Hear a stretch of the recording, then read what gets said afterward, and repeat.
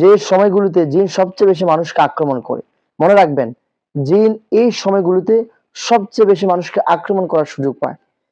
আমরা অনেক মানুষ আছে যারা বলি, হুজুর আমি তো নামাজ পড়ি, আমার ফ্যামিলি নামাজি, আমি তো ৩ কুল পড়ি, ৪ কুল পড়ি, আমি তো সবকিছু করি, কিন্তু তারপরও কেন আমাকে এই জিন আক্রমণ করে, কেন এমন সমস্যা হয়? দেখেন, হাদিসে বর্ণিত এমন কিছু সময় রয়েছে, কিংবা এমন কিছু ভুল আমরা করি, কিংবা ভুল অভ্যাসের মধ্যে আমরা থাকি, যার ফলে এই সময়গুলোতে সবচেয়ে বেশি জিন মানুষদের উপর আক্রমণ করতে পারে বেশি, এবং প্রভাব ফেলতে পারে বেশি।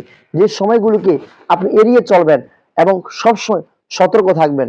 ১ নাম্বার, জিন সবচেয়ে বেশি মানুষকে নাপাক অবস্থায়, অপবিত্র অবস্থায় বেশি মানুষ আক্রমণ করে। একটা মানুষ স্বাভাবিকভাবে কিছুক্ষণ সময় নাপাক থাকতে পারে, কয়েকটা ঘন্টা হতে পারে, কিন্তু ১২ ঘন্টা, ২৪ ঘন্টা আপনি নামাজ পড়ছেন না, কিন্তু তারপর আপনি অপবিত্র অবস্থায় আছেন। এই অপবিত্র অবস্থায় যদি কেউ আপনাকে জাদু করে, কুফরি করে, তাবিজ করে, তাহলে এটা আপনার উপর আক্রমণ করতে পারে, এবং এই সময় জিন্নাতরা মানুষদের উপর আক্রমণ একটু বেশি করতে পারে। ২ নাম্বার হচ্ছে, জিনেরা মানুষদেরকে ওই ঘরে আক্রমণ করতে পারে যে ঘরের মধ্যে দুর্গন্ধ, নাপাকি বস্তু রয়েছে। মনে করেন আপনার ফ্যামিলিতে ছোট্ট ছোট্ট সোনামণিরা রয়েছে, এই সোনামণিদের প্রস্রাবের খাতা, এই খাতাগুলো প্রস্রাবে দুর্গন্ধ হয়ে আছে, আপনি এগুলোকে ঘরের মধ্যে ফেলে রাখলেন, দুর্গন্ধ বের হচ্ছে। এই দুর্গন্ধ জিনদের খুব পছন্দনীয়, এরা ওই ফ্যামিলিতে আসে, পরিবারে আসে। এবং হাদিসে বর্ণিত, লা ইয়াদখুলু মালাইকাতু বাইতান ফিহি কালবুন ওয়ালা তাসাউর, ওই ঘরে আল্লাহর রহমতের ফেরেশতা প্রবেশ করে না যে ঘরে মানুষ কিংবা জীবজন্তুর ছবি থাকে।